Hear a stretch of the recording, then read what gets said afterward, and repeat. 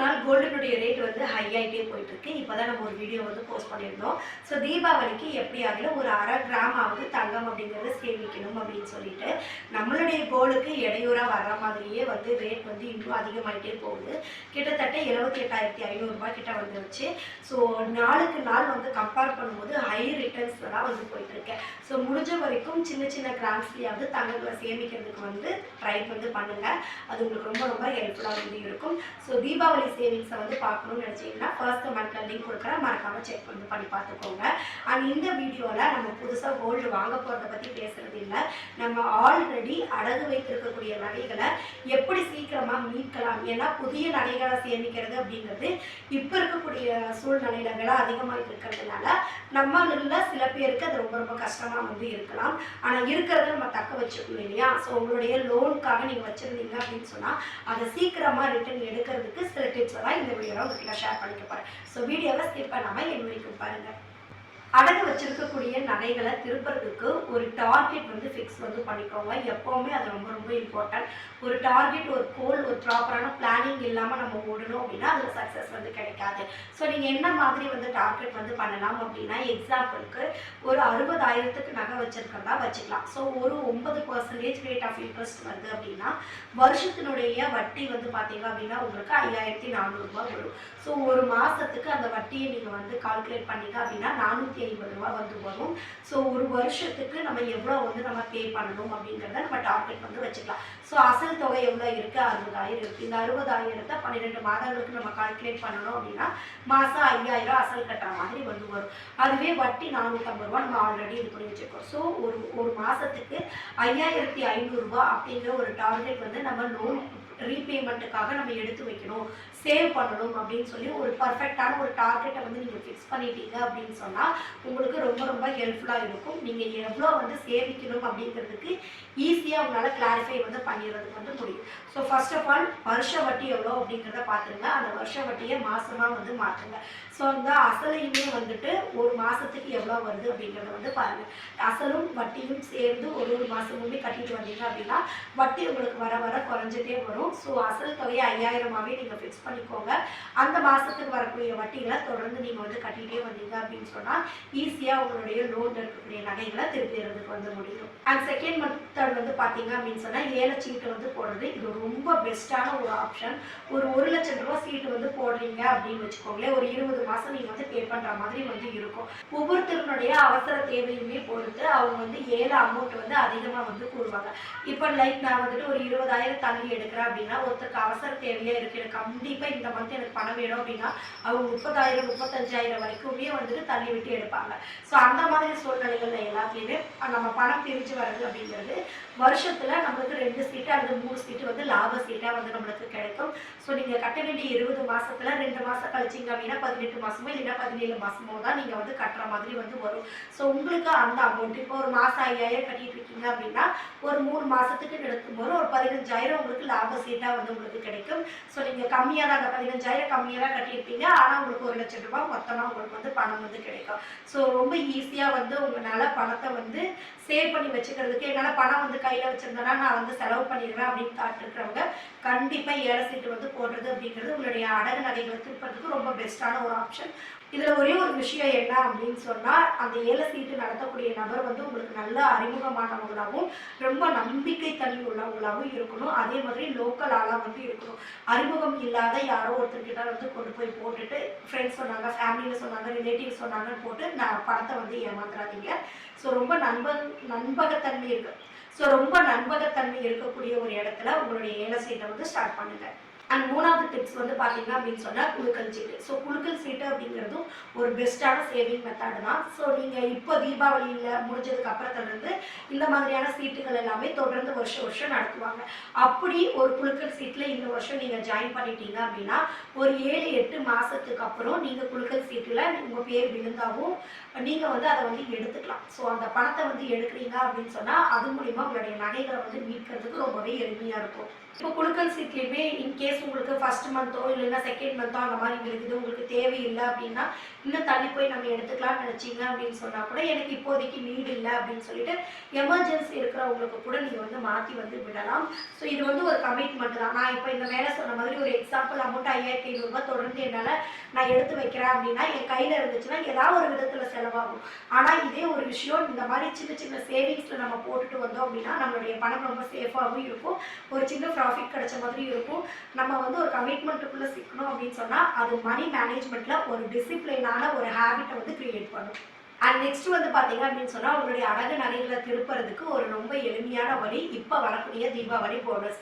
So அந்த பணத்தில் ஏதாவது ஒரு உருப்படியான விஷயம் பண்ணணும், ஒரு சேமிப்பு பண்ணணும்னு நினைக்கிறவங்க அதை தனியாக போனஸ் அமௌண்ட்டை வந்து எடுத்து வந்து வைங்க. ஸோ நம்ம போனஸ் வந்த உடனே நம்ம வந்து தீபாவளிக்கு பர்ச்சேஸ் பண்ணுறது, ஸ்வீட் வாங்குறது, ட்ரெஸ் எடுக்கிறது, பட்டாசு வாங்குறது, பலகாரம் செய்கிறது, ஃபங்க்ஷன் பண்ணுறது, வெளியில் போகிறதுன்னு ஒரே நாளில் எல்லா போனஸ் அமௌண்ட்டையுமே நம்ம வந்து செலவு வந்து நம்ம பண்ணிடுவோம். ஆனால் அது ஒரு நாள் செலவு தான். ஆனால் அது வந்து பார்த்தீங்க அப்படின்னா நம்மளுடைய ஒரு வருஷம் உழைப்பு, அதை வந்து ஒரே நாளில் வந்து வேஸ்ட் வந்து பண்ணிடாதீங்க. ஸோ உங்களுடைய மந்த்லி பட்ஜெட்டில் எப்படி சின்ன சின்ன விஷயங்கள் பண்ணுவீங்களோ அது எல்லாத்தையுமே பண்ணிவிட்டு போனஸ் அமௌண்ட்டை அப்படியே உங்களுடைய லோன் வந்து ரீபேமெண்ட் பண்ணுறதுக்காக வந்து ட்ரை வந்து பண்ணுங்கள். அப்படி இல்லை அப்படின்னா 80% அமௌண்ட்டை வந்து லோனுக்காகவும் 20% ஆஃப் அமௌண்ட்டை உங்களுடைய சின்ன சின்ன தேவைகளுக்காகவும் வந்து பயன்படுத்திக்கோங்க. இல்லைங்க எனக்கு வந்து போனஸ் வந்து அவ்வளோலாம் வராது, ஒரு 20,000 தான் வரும், 10,000 தான் வரும், நான் இதை எப்படி இது பண்ணுறது அப்படின்னா அட்லீஸ்ட் உங்களுடைய கடனில் ஒரு 10,000ஆவது குறையுதில்லை, அசலில் குறையுதில்லை. இப்போ நீங்கள் பிரின்சிபலில் கொண்டு போய் கட்டிட்டீங்க அப்படின்னு சொன்னால் வட்டியும் உங்களுக்கு குறையும், அசலையும் நீங்கள் வந்து குறைச்சிருப்பீங்க. அடுத்தடுத்த நாட்களில் உங்களுடைய அழகு நகைகளை மீட்கிறதுக்கு இது ஒரு சின்ன ஸ்டெப் ஈஸியாக வந்து இருக்கும். இப்போ நீங்கள் இந்த 10,000 கட்டிட்டீங்க அப்படின்னா அடுத்த கையில் உங்களுக்கு ஒரு 3,000 2,000 வரும்போது இன்னும் கொஞ்சம் கட்டி குறைக்கலாம் அப்படிங்கிற ஒரு எண்ணங்கள் தான் வேணும். ஸோ உங்களுடைய அந்த ஒரு நாள் சந்தோஷத்துக்காக உங்களுடைய ஒரு வருஷம் உழைப்பை வந்து வேஸ்ட் வந்து பண்ணிடாதீங்க. ஸோ இந்த அமௌண்ட்டை யூஸ் பண்ணிக்கோங்க. மாதம் வட்டி தவறாமல் கட்டிட்டு இருக்கீங்க அப்படின்னா இந்த மிஸ்டேக்ஸை வந்து அவாய்ட் பண்ணிக்கோங்க. நம்ம எப்போவுமே ஃபோக்கஸ் பண்ணுறது இன்ட்ரெஸ்ட்டை மட்டும்தான். ஸோ இன்ட்ரெஸ்ட்டில் வந்து வட்டி வந்து எப்படி என்னால் கட்ட முடியும், வட்டி அதிகமாக கட்டிகிட்டு இருக்கோமே, ஸோ எப்படியாவது கொஞ்சம் கொஞ்சம் சின்ன தொகையாவது நம்ம குறைக்கணும், வட்டியை வந்து நம்ம குறைக்கணும் அப்படிங்கிறதுல ஃபுல் ஃபோக்கஸ் வந்து நம்ம அதில் வந்து பண்ணுவோம். அசல் தொகையை முடிஞ்ச வரைக்கும் குறைக்கிறதுக்கு வந்து ட்ரை பண்ணணும், அதுதான் ஒரு பெஸ்ட்டான ஆப்ஷன்.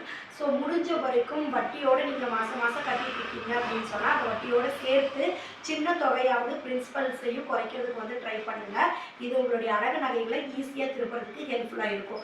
இல்லை அப்படின்னா நீங்கள் வட்டியை மட்டும் கட்டிட்டு வருவீங்க, அசல் வந்து மொத்தமாக பல்காக வருது. இப்போ ஒரு 50,000 80,000 நகை வச்சுருக்கீங்க அப்படின்னா அந்த 1 இயர்க்குள்ளே உங்களால் பணம் நீங்கள் அசல் எதுவும் கட்டலை அப்படிங்கும்போது நம்ம வந்து ஃபுல் பேமெண்ட் வந்து ரீபேமெண்ட் வந்து பண்ணுற மாதிரி வந்து இருக்கும். அது லாஸ்ட் வீக்கில் நம்மளுக்கு சிக்கலை வந்து ஏற்படுத்தும். ஸோ வட்டி எந்த அளவுக்கு ஃபோக்கஸ் பண்ணுறீங்களோ அதே அளவுக்கு இம்பார்ட்டனும் ஃபோக்கஸும் அசல் தொகைக்கும் கொடுங்க. இந்த மாதிரி பெரிய தொகைகளை தான் நீங்கள் வந்து ஃபோக்கஸ் பண்ணணும், கட்டணும் அப்படிங்கிற எந்த அவசியமும் இல்லை. எக்ஸ்ட்ராவாக உங்கள் கையில் ஒரு 100 ரூபாய் வந்தால் கூட அதை லோனுக்காக கட்டுறதுக்கு வந்து ட்ரை பண்ணுங்கள். பார்க்குறதுக்கு ஒரு சின்ன தொகை தானே, இந்த 100 ரூபாயில் நம்ம எவ்வளோ வந்து சேவ் பண்ணிட போகிறோம் அப்படின்னு வந்து தோணலாம். ஸோ நீங்கள் வந்துட்டு ஒரு நாளைக்கு 100 ரூபாய் சேமிக்கிறீங்க, ஒரு மாதத்தில் ஒரு 500 ரூபாய், ஒரு 5 தடவையாக நீங்கள் சேமிச்சிங்கன்னா கூட ஒரு 500 ரூபாய் பிரின்சிபலில் வந்து உங்களுக்கு குறையும். ஸோ அடுத்தடுத்த லெவலில் உங்களுக்கு வந்து மோட்டிவேட் ஆகும். அடுத்த மாதம் இன்னும் ஒரு 700 ரூபாய் எப்படி கட்டலாம், 800 ரூபாய் எப்படி சேர்க்கலாம் அப்படிங்கிற அளவுக்கு நம்ம வந்து ஃபோக்கஸ் ஆகிடுவோம். ஸோ சிறுதுளி பெருவெல்லாம் அப்படிங்கிற மாதிரி சின்ன அமௌண்ட்டாக இருந்தால் கூட அந்த சேமிப்பை உங்களுடைய லோனுக்காக எடுத்து வைங்க. உங்களுடைய ஜுவல் லோனை ரீபேமெண்ட் பண்ணுறதுக்காகவே ஒரு தனியாக சேவிங்ஸ் மெத்தடை வந்து ஃபாலோ வந்து பண்ணுங்கள். லைக் நம்மளுடைய சேனல்லையே ஒரு 10K சேவிங் சேலஞ்ச் வந்து போட்டிருக்கோம், 1 lakh and 10 lakh saving challenge வந்து நம்ம போஸ்ட் பண்ணியிருந்திருக்கோம். ஸோ ஒரு ஃபோக்கஸ் வந்து நம்மளுக்கு இருக்கணும், நம்ம எதுக்காக சேமிக்கிறோம், எவ்வளோ சேமிக்கணும் அப்படிங்கிறது ஒரு ஃபிக்ஸ் பண்ணிட்டோம் அப்படின்னு சொன்னால் நம்மளுடைய சேமிப்புகளை எளிமையாக்குறதுக்கு வந்து முடியும். ஸோ நீங்கள் வந்து ரீபேமெண்ட் வந்து பண்ணுற வரைக்குமே மற்ற எந்த சேவிங்ஸுமே ஃபோக்கஸ் வந்து பண்ணாதீங்க, இந்த ரீபேமெண்ட்டுக்காகவே ஃபோக்கஸ் வந்து பண்ணுங்கள். எல்லாருமே நினைக்கக்கூடிய விஷயங்கள் என்னன்னா எல்லாத்தையுமே நான் சேமிக்கணும், எல்லாத்துக்குமே நான் வந்து தனித்தனியாக எடுத்து வைக்கணும் அப்படின்னு நம்ம நினைப்போம். அது நம்மளுக்கு பட்ஜெட்டோ இல்லைன்னா சேலரியோ அந்த அளவுக்கு இருந்துச்சு அப்படின்னா தாராளமாக நம்ம பண்ணலாம், வந்து தப்பு கிடையாது. ஆனால் நம்ம வந்து ஒரு மிடில் கிளாஸாக தான் இருக்கும், ஒரு குறிப்பிட்ட அளவு தான் நம்மளுக்கு சேலரி வருது அப்படிங்கும்போது நம்மளுக்கு கடன்களும் இருக்குது, அதை வந்து கரெக்டான விதத்தில் ஃபோக்கஸ் பண்ணணும் அப்படின்னா ஒரு விஷயத்த ஃபுல் ஃபோக்கஸ்டாக வந்து பண்ணுங்கள். ஃபார் எக்ஸாம்பிள் நீங்கள் ஒரு ஜுவல் லோனை மட்டும் ஃபோக்கஸ் பண்ணுறீங்க அப்படின்னா, இந்த வீடியோவில் பேசுகிறதுனால நான் அதை சொல்கிறேன். ஸோ ஜுவல் லோனை மட்டும் ஃபோக்கஸ் பண்ணுறீங்கன்னா உங்களுடைய எவ்வளோ ஜுவல் வச்சுருக்கீங்க, எவ்வளோ அமௌண்ட்டுக்கு வச்சுருக்கீங்க, எவ்வளோ வட்டி கட்டியிருக்கீங்க, இன்னும் அதுக்கு எவ்வளோ டென்யூர் இருக்குது. ஸோ இதுக்கு நான் இந்த டோட்டல் ஆஃப் அமௌண்ட் ஒரு 1,20,000 வச்சுருக்கேன் அப்படின்னா ஒரு 1 இயரில் 1,20,000 எப்படி சேர்த்த போகிறேன், ஒரு மாதத்துக்கு நம்ம எவ்வளோ சேமிப்பு பண்ண போகிறோங்கிறத ப்ராப்பராக பிளான் வந்து பண்ணுங்கள். ஒரு போனஸ் அமௌண்ட்டோ, வெளியிலேருந்து எக்ஸ்ட்ரா ஒரு சேவிங்ஸோ, பட்ஜெட்லேருந்து சேவிங்ஸோ, ₹100 சேமிக்கிறீங்க, டெய்லியும் சேவிங்ஸ் ஒரு ₹5, ₹10, ₹1 பாயிண்ட் சேவிங் பண்ணுறீங்க அப்படின்னா அதை எல்லா சேமிப்பையுமே இந்த ரீபேமெண்ட் பர்பஸ்க்காக மட்டுமே வந்து ஃபோக்கஸ் வந்து பண்ணுங்கள். இந்த ஜுவல்லை வந்து வெளியே எடுத்துட்டு அதுக்கப்புறமா உங்களுடைய சேவிங்ஸை ஸ்ப்ளிட் வந்து நீங்கள் வந்து பண்ணிக்கோங்க. ஏன் அப்படின்னா நான் ஒரு எக்ஸாமுக்கு நான் ப்ரிப்பேர் பண்ணுறேன், ஒரு கவர்மெண்ட் ஜாப் வாங்கணும் அப்படின்னா என்னுடைய குறிக்கோள் ஒன்றா இருக்கணும். ஸோ அந்த ஒரு எக்ஸாமை நான் ஃபோக்கஸ் பண்ணி நான் அதில் வாங்கணும்னு நினைக்கணும். இல்லை நான் எந்த எக்ஸாம் வேணாலும் நான் எடுப்பேன், எதில் வேணாலும் நான் எழுதுவேன், ஏதாவது ஒரு வேலை ஆனால் எனக்கு வேணும் அப்படின்னா அதில் இது இல்லை. ஏன்னா ஒரு எக்ஸாமுக்குமே தனித்தனியான சிலபஸ், தனித்தனியான மெட்டீரியல்ஸ், அதுக்குன்னு நம்ம போடக்கூடிய எஃபோர்ட்ஸ் எல்லாமே இருக்குது. நான் இப்போ டிஎன்பிஎஸ்சி எக்ஸாம் எழுதுறேன் அப்படிங்கிறதுக்காக நான் குரூப் 1 எழுதுறதுக்கே யூபிஎஸ்சியில் போய் நான் வந்து இது பண்ண முடியும்னு சொல்ல முடியாது. டோட்டலாக சிலபஸே வந்து வேறு. ஸோ இந்த மாதிரி வந்து கன்ஃபியூஸ் வந்து பண்ணிக்காதீங்க. உங்களுக்கு ஃபோக்கஸ் ஒன்றா இருக்குன்னா ஒரு சேவிங் மெத்தடை நீங்கள் எந்த சேவிங்ஸை ஸ்டார்ட் பண்ணாலுமே அது ஒன்றில் வந்து கொண்டு வரதுக்கு வந்து பாருங்கள். இல்லை அப்படின்னா நீங்கள் 2-3 சேவிங்ஸை மற்ற எல்லா விஷயங்களுக்காகவும் நீங்கள் சேமிக்கலாம். ஸோ இன்னும் 1 இயர் வந்து உங்களுக்கு டைம் வந்து இருக்குது. ஜுவல்லை வந்து அதுக்குள்ளே வந்து ரீபேமெண்ட் பண்ணி நான் வெளியில் எடுக்கணும் அப்படின்னு ஃபோக்கஸ் பண்ணுறீங்க அப்படின்னா ஜுவல் வச்சு லோன் ப்ராசஸ் பண்ணின அடுத்த மந்த்லேருந்து உங்களுடைய சேலரி கிரெடிட் ஆகுது அப்படின்னா அதில் ஒரு 20% ஆஃப் அமௌண்ட்டை உங்களுடைய ஜுவல் லோன் ரீபேமெண்ட்டுக்காகவே தனியாக வந்து எடுத்து வைங்க. அதுக்கு நீங்கள் ஆல்டர்னேட்டிவாக ஒரு 1 இயருக்கு ஆர்டி வந்து போட்டிங்க அப்படின்னு சொன்னால் உங்களுடைய அசல் தொகையோடு சேர்ந்து கொஞ்சம் எக்ஸ்ட்ராவாக இன்ட்ரெஸ்ட் அப்படிங்கிறது உங்களுக்கு கிடைக்கும். 1 இயருக்கு அப்புறமா உங்களுடைய மெச்சூரிட்டி அமௌண்ட்டை எடுத்து அப்படியே ஜுவல்லை வந்து ரீபேமெண்ட் வந்து நீங்கள் பண்ணிடலாம். அண்ட் ஜுவல் லோன் வச்சிருக்கக்கூடிய எல்லாருமே கண்டிப்பாக இந்த ஒரு விஷயத்தை மட்டும் மறந்துடாதீங்க. ஒன்ஸ் நீங்கள் ரீபேமெண்ட் பண்ணி ஜுவல்லை வெளியே எடுத்துட்டீங்க அப்படின்னா அதை திரும்ப ரீலோனுக்காக கொண்டு போகக்கூடாது அப்படிங்கிற ஒரு மைண்ட் செட்டோட வெளியில் வந்து எடுங்க. அது ரொம்ப ரொம்ப முக்கியம். இல்லை அப்படின்னா நம்ம எப்பெல்லாம் தேவை இருக்கோ அப்பெல்லாம் அதான் ஜுவல் இருக்கே நம்ம பார்த்துக்கலாம் செஞ்சிடலாம் அப்படிங்கிற மாதிரி அது ஒரு ரெகுலர் ஹேபிட் மாதிரியே வந்து மாறிடும்.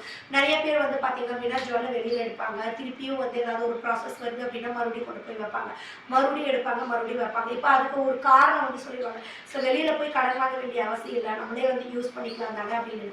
கரெக்டு தான். அதுக்காக தான் நம்ம ஜுவல் வந்து சேவே நம்ம வந்து பண்ணுறோம். இந்த கோல்டெல்லாம் சேவ் பண்ணணுங்கிற வீடியோஸ் போடுறது அதுக்காக தான். ஆனால் எமர்ஜென்சிக்காக மட்டும்தான் அதை வைக்கணும். முடிஞ்சு சின்ன சின்ன தேவைகள் வருது, வேற லோன்ஸை க்ளோஸ் பண்ணுறதுக்காக இந்த லோன் எடுக்கலாம் அப்படிங்கிறதுலாம் ரொம்ப ஒரு பேடான ஒரு ஹாபிட்டு. ஸோ அதை வந்து மாற்றிக்கோங்க. ஒரு பாசிட்டிவ் மைண்டோட எடுங்க.